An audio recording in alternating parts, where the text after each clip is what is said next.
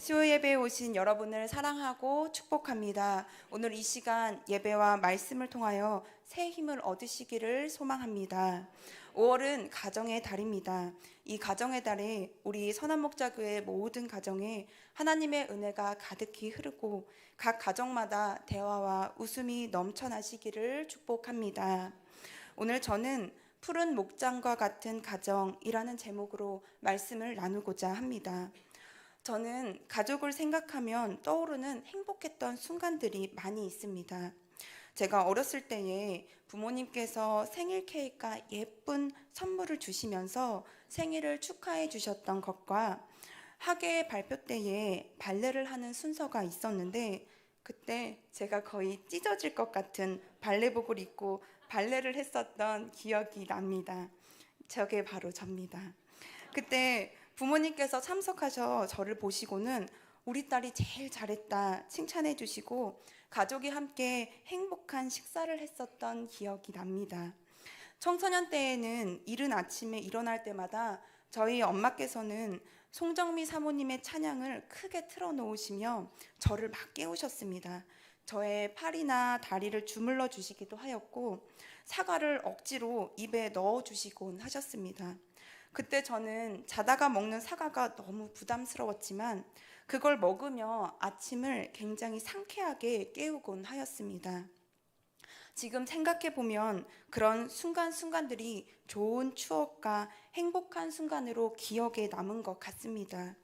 그러나 반대로 가족들이 함께 눈물을 흘리며 슬퍼하였던 가슴 아픈 순간들도 있었습니다. 제가 초등학교 때에 외가댁의 큰 오빠가 오랜 병을 앓고 있다가 하늘나라로 갔습니다. 그때 온 가족이 추도 예배를 드리며 함께 울며 슬퍼하였던 기억이 납니다. 청소년 때에는 아빠가 하시던 사업이 잘 안 되어서 가정이 경제적으로 어려워졌었는데 그때 부모님이 근심하시는 모습을 보며 걱정이 많이 되었고 저의 마음도 함께 어두워졌습니다. 뿐만 아니라 때때로 가정 간에 서로의 대화가 적어지고 소통이 안 된다고 느껴질 때에 마음이 답답하고 괴로울 때도 있었습니다.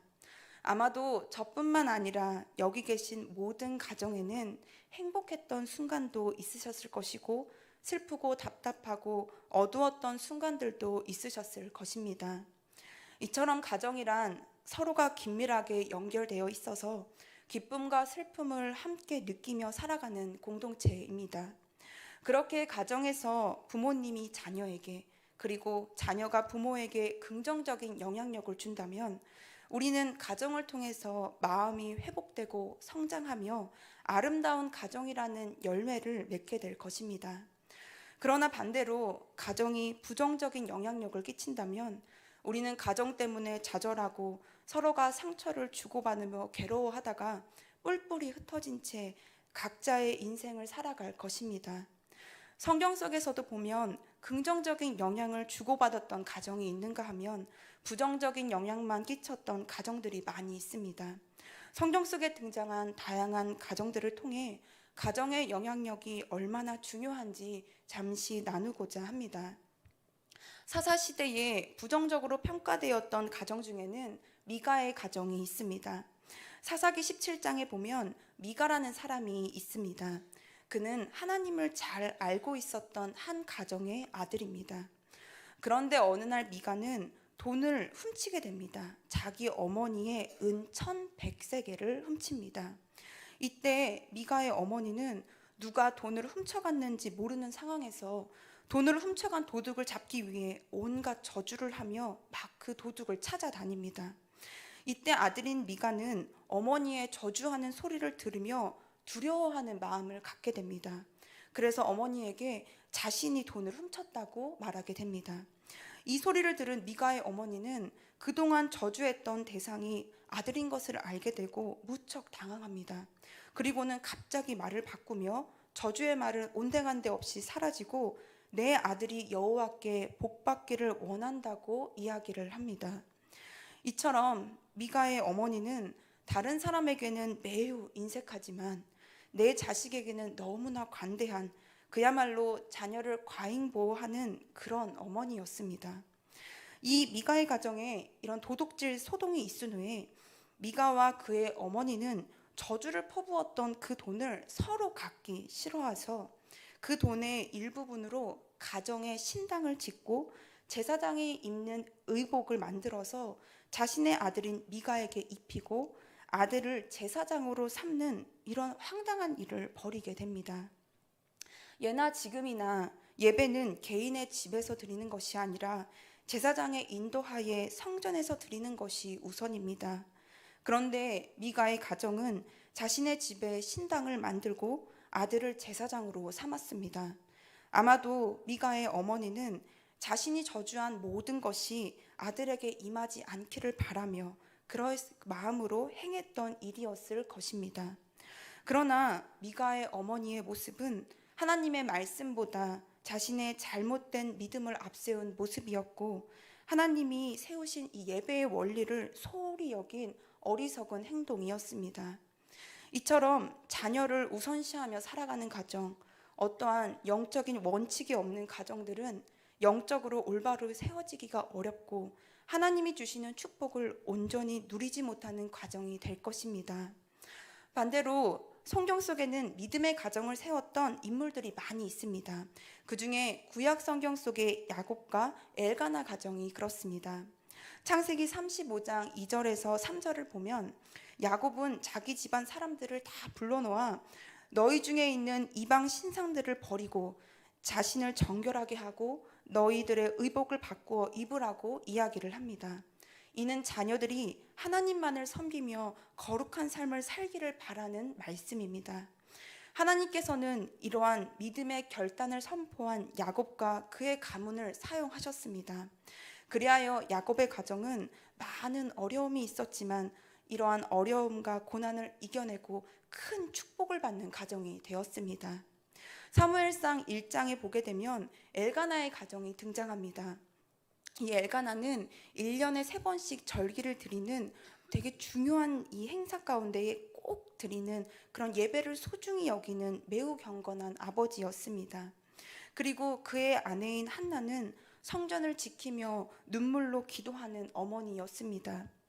그 사이에 아이 사무엘이 태어났고 사무엘은 어린 시절부터 성전에서 말씀을 들으며 성장하였습니다.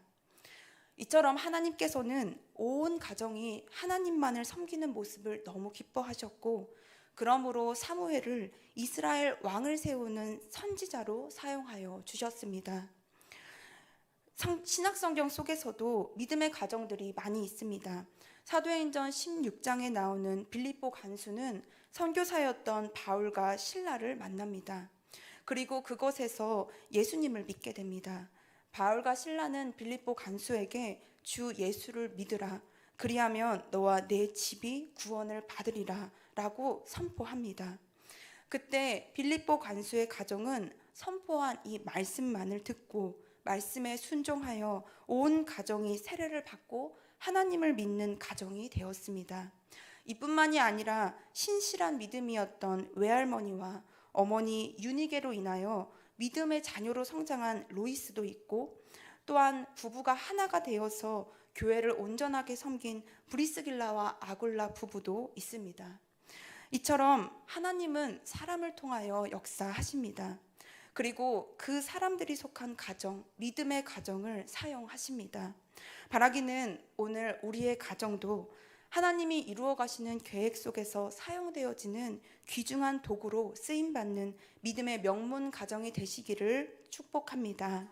오늘날 우리의 사회에서의 위기는 가정에서 비롯된 위기라고 생각합니다.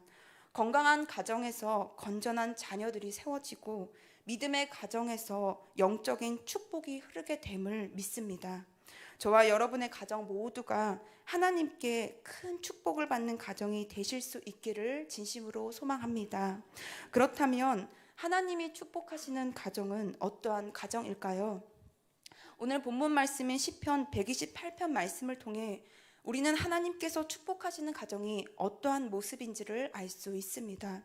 첫째로 하나님께서 축복하시는 가정은 하나님의 말씀이 우리 가정에게 주신 말씀임을 온전히 믿고 말씀대로 살기를 힘쓰는 가정입니다. 1절 말씀에 보면 여호와를 경외하며 그의 길을 걷는 자마다 복이 있다고 하였습니다. 4절 말씀에서도 여호와를 경외하는 자는 복을 얻을 것이라고 말씀하였습니다. 주신 말씀에서와 같이 하나님께서는 각 가정들이 하나님의 말씀에 능력이 있음을 믿고 말씀 앞에 순종하여 말씀대로 살기를 원하십니다. 성경을 보면 가정을 향하여 주신 말씀들이 많습니다. 그 중에서 디모데전서 5장 8절의 말씀이 있습니다. 누구든지 자기 친족, 특히 자기 가족을 돌보지 아니하면 믿음을 배반한 자요 불신자보다 더 악한 자니라. 또한 잠언 15장 27절을 보면 이익을 탐하는 자는 자기 집을 해롭게 한다고 기록되어 있습니다. 요즘은 부모님들도 자녀들도 각자 분주한 인생을 살아갑니다. 직장, 살림, 공부, 사회생활, 이 모든 것이 참 쉽지 않은 것 같습니다. 그러나 가정의 행복은 가정에서부터 시작합니다. 가정이 행복해야 자녀들도 평안하게 공부할 수 있고 부모님도 보람을 느끼며 일하실 것입니다. 더 나아가 가정이 행복해야 가정의 믿음의 열매들이 맺혀질 것입니다. 바라기는 오늘 주신 말씀에서와 같이 하나님이 세우신 가정을 모두가 소중히 여기고 가정 안에서 주님이 주시는 행복을 누리는 저와 여러분들이 되시기를 소망합니다. 뿐만 아니라 에베소서 6장 4절에서는 또 아비들아 너희 자녀를 노엽게 하지 말고 오직 주의 교훈과 훈계로 양육하라고 권면하였습니다. 학생들이나 청년들이 이렇게 함께 대화를 하다 보면 의외로 부모에게 상처받은 이 학생 청년들이 많이 있습니다. 언어가 폭력적이고 부부가 서로를 존중하지 않는 그런 부모님들, 자신들의 취미 생활만 중요시하는 아버지와 어머니, 그러면서 자녀들에게는 지나친 학업에 대한 스트레스를 주는 부모라는 것이 그 이유였습니다. 부모님들의 이러한 모습들이 자녀들을 굉장히 노엽게 하고 결국 가정에 하나 되지 못하게 하는 것 같습니다. 지금까지 부모님들께서 사실 이 가정과 자녀를 위해 쉼없이 달려오셨을 텐데 자녀에게는 그 수고보다도 이 부모님의 불화나 이러한 부정적인 모습들이 더 큰 상처로 다가오는 것 같습니다. 그렇게 부모님들께서는 서로가 서로를 더욱더 존중하고 자녀의 앞날을 응원해주고 비전을 믿어주는 그러한 부모님들이 되시면 좋겠습니다. 또한 가정에서 부모님들이 먼저 나와 내 집은 여호와만을 섬기겠노라 결단하시고 선포하셔서 말씀에 순종하는 가정, 하나님이 주인 되신 가정, 하나님께 넘치도록 축복받는 가정이 되시기를 소망합니다. 두 번째로 하나님이 축복하시는 가정은 사랑이 가득한 가정입니다. 사랑이 가득한 가정에는 서로가 격려하고 축복해주고 서로가 은혜 받은 것을 나누는 간증이 넘쳐나는 가정입니다.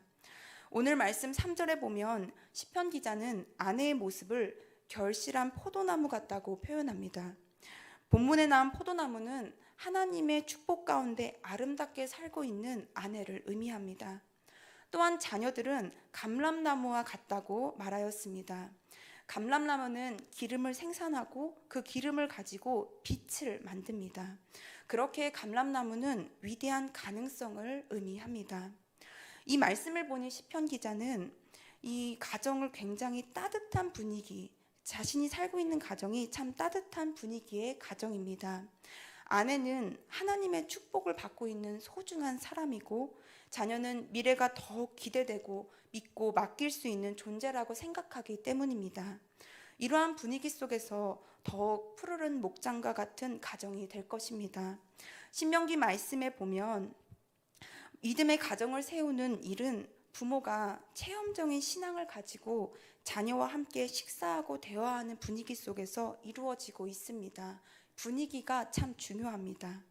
실제로 나무들이 성장하기 위해서는 햇빛과 물, 적절한 바람이 필요하듯이 가족 구성원들이 성장하는 이 과정 중에도 햇빛과 같은 따뜻한 말과 축복을 나누는 분위기, 바람과 같은 성령님이 이끄시는 영적인 분위기가 필요합니다.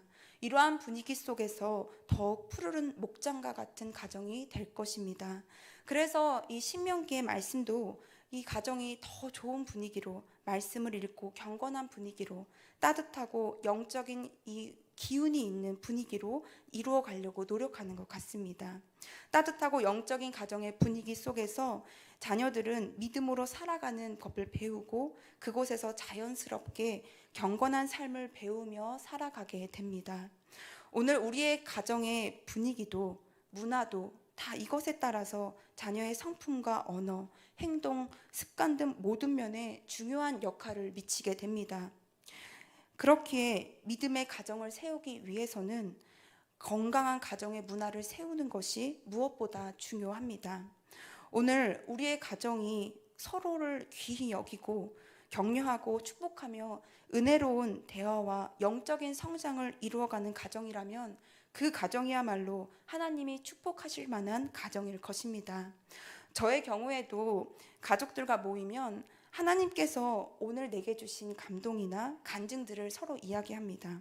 제가 전 빙수를 좋아하는데 빙수를 먹으면서 정말 하나님은 살아계셔. 나를 정말 사랑하셔. 금요 심야기도회 때 막 이러이러 은혜를 막 받았어 라고 이야기를 합니다. 그러면 가족 중에 한 사람이 맞아 하나님 정말 살아계셔. 오늘 나에게는 이러이러한 은혜를 주셨다. 나는 더 큰 은혜야 라고 이야기를 하며 우리 조금 더 기도를 해야 할 것 같아. 이러한 은혜를 서로가 나눕니다. 처음에는 같이 모여서 대화하는 것이 쉽지 않았는데 이러한 은혜를 나누다 보니 우리 가정을 향해 하나님이 주시는 말씀이 계속 흐르고 있음을 느끼게 되었습니다. 반대로 제가 마음이 답답할 때에 이 고민들을 가족들에게 나누면 가족들은 우리 함께 기도하자, 다 잘 될 거야, 이런 응원의 말을 해줍니다. 그러면 그 말이 큰 위로가 되고 다시 힘을 내어 일어나게 됩니다. 그리고 서로가 아픔을 위해 기도하는 가운데에 우리 가정에 이 십자가가 든든히 세워지고 새로운 희망 속에 살아가게 될 것을 기대하게 됩니다. 이와 같이 저의 가정을 통해 깨달은 것은 가정이 함께하는 시간, 그 시간에 하는 믿음의 대화들, 서로를 축복하는 대화가 중요하고 필요하다는 것입니다. 바라기는 선한목자교회 가정들 모두가 따뜻한 분위기, 영적인 분위기가 살아나고 그 가운데에 오직 성령님이 이끄시는 복된 가정들이 되시기를 소망합니다. 세 번째로 가정이 하나가 되어서 함께 하나님의 꿈을 꾸는 가정이 복된 가정입니다. 시편 128편 5절과 6절에서 보면 여호와께서 시온에서 내게 복을 주실지어다. 너는 평생에 예루살렘의 번영을 보며 내 자식의 자식을 볼지어다. 이스라엘에게 평강이 있을지로다 라고 기록되어 있습니다. 이 말씀은 하나님께 축복받는 가정이란 아름다운 자녀들이 그 가정의 믿음의 유산을 고스란히 이어가는 것을 의미합니다. 오늘날 각 가정을 믿음의 가정으로 세워가는 것은 정말 결코 쉽지만은 않은 것 같습니다. 온 사방에 죄와 유혹이 가득하기 때문입니다. 사단은 끊임없이 가정의 분열을 일으켜서 하나 되지 못하게 하고 자녀들이 가정을 통해서 상처받고 그것을 결코 회복하지 못하게 합니다. 그래서 결국 자녀들이 가정 속에서 멀어지고 세상을 쫓아 살아가게 됩니다. 그렇기에 가정이 하나님을 중심으로 하나가 되어야 합니다. 하나님을 가정의 중심으로 모시면 사탄이 어떠한 상황으로 몰고 가든지 빠져나갈 길이 열립니다. 또한 부모님들께서는 가정의 가장 좋은 파트너는 교회라는 것을 알려주셔야 합니다. 가정에는 가정의 문제를 두고 함께 웃고 울어줄 것이 필요하고 함께 영적으로 성장하고 서로에게 배우며 인생을 살아가는 데에 함께 해나갈 이들이 필요합니다. 그렇게 하나님께서는 인생을 살아가는 데에 함께할 파트너로 우리에게 교회를 허락하셨습니다. 온 가정이 예배하며 찬양하며 기도하며 봉사하는 일에 열심을 내고 그러한 가운데에 기쁨과 은혜가 넘치는 가정이 되시기를 소망합니다.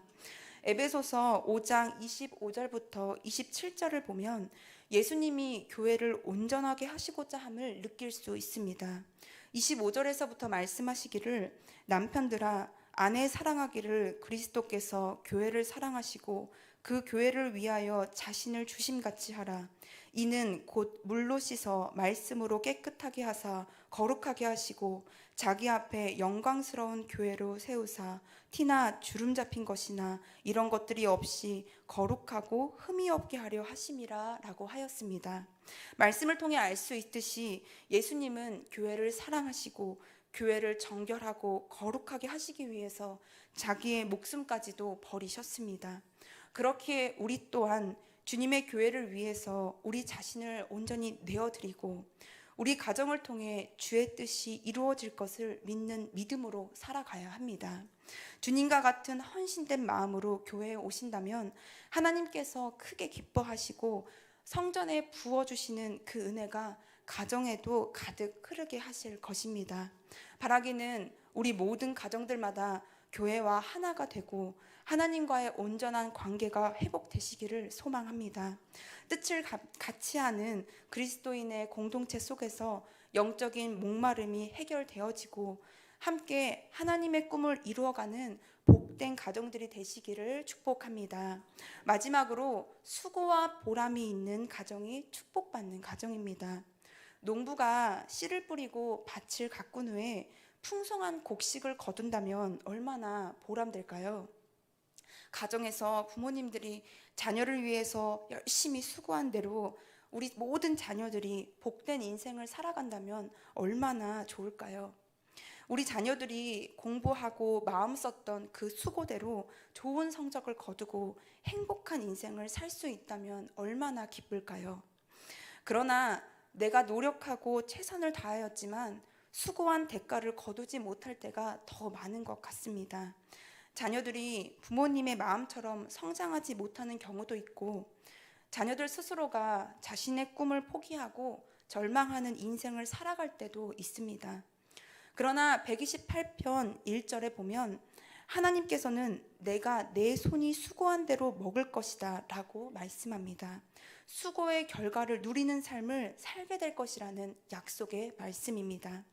그렇다면 어떻게 수고의 대가를 누리는 복된 삶을 살아갈 수 있을까요?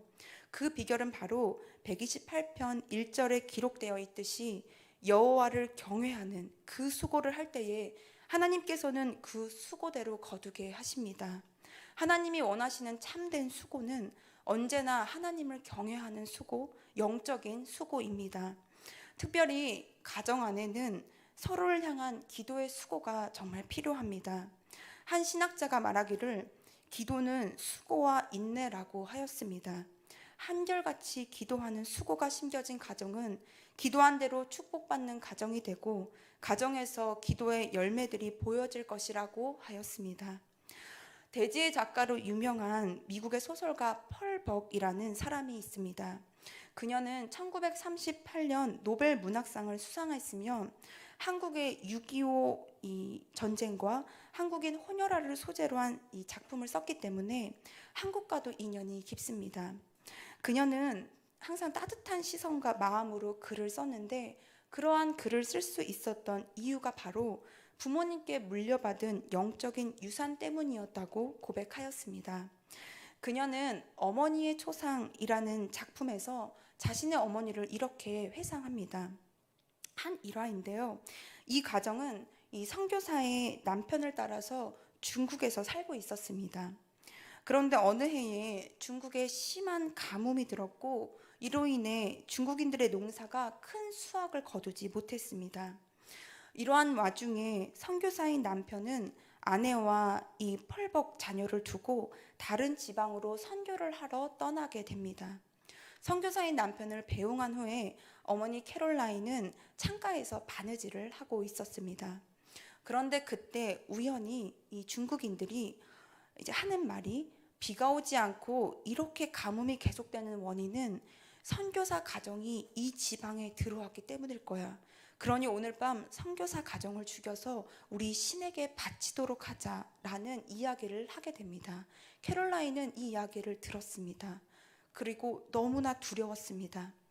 두려웠던 그녀는 곧바로 골방에 들어가 하나님께 기도드립니다. 간절하게 기도했던 캐롤라인은 기도하던 중에 하나님이 함께 하심을 확신하게 되었고 마음의 평안함과 새 힘을 얻게 되었습니다. 그리고 기도 중에 하나님께서 이 문제를 해결할 수 있는 지혜도 주셨습니다. 그날 저녁이 되었습니다. 멀리서 발자국 소리가 들렸습니다. 중국인들이 오고 있는 소리를 들은 캐롤라인은 얼른 차와 케이크를 준비하고 문을 활짝 열어놓았습니다. 그리고 자녀들과 함께 찬송을 불렀습니다. 중국인들이 드디어 마당을 탁 쳐들어왔을 때에 여러분 어서 들어오셔서 차와 다가를 함께 나눕시다 라고 하며 그들을 환대합니다. 생각지 못한 이런 친절한 캐롤라인의 환영에 그들은 당황하게 됩니다. 그리고 얼떨결에 다가를 함께 나누며 이상하네, 우리 둘이 무섭지 않은가? 이렇게 웅성웅성거리고 집안을 둘러보며 이것저것 만져보며 막 건들기도 하였습니다. 그러나 캐롤라인은 이에 아랑곳하지 않고 피아노를 치면서 중국어로 찬송을 부르기 시작하였습니다. 찬송이 끝날 때쯤에 방안이 조용해졌습니다. 왜냐하면 그들의 집에 중국인들이 모두 나갔기 때문입니다. 팽팽했던 긴장감은 어느덧 사라지고 온 집안이 평안함으로 가득 찼습니다. 그리고 그날 새벽 기적처럼 비가 내리기 시작했습니다. 펄벅은 자신의 어머니와 있었던 일을 생각하며 책에 다음과 같이 이야기하였습니다. 우리 어머니는 가난과 질병, 고독과 박해와 싸우면서도 눈물의 골짜기를 헤쳐나가야만 하였다. 그러나 나와 형제들은 어머니의 그 눈물 어린 고통을 미처 깨달을 수 없었다.